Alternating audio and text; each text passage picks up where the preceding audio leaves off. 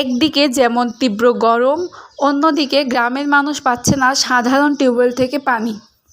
তেমনিভাবে টিউবওয়েলের পানি সংকটে ৭ নম্বর মহারাজপুর ইউনিয়নের মানুষ। তাই টিউবওয়েলের পানির কষ্ট নিরসন করতে এলাকার মানুষের পাশে দাঁড়িয়েছেন বিষয়খালী ও কেশবপুর গ্রামের আগামী দিনের মেম্বার পদপ্রার্থী মোহাম্মদ সোহরাব হোসেন।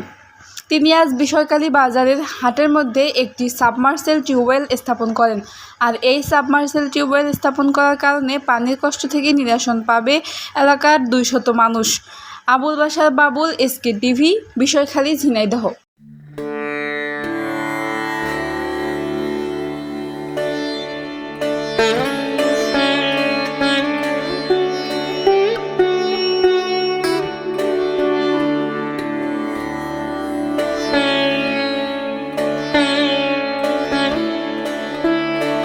আসলে রোদের তাপমাত্রা কেমন আছে?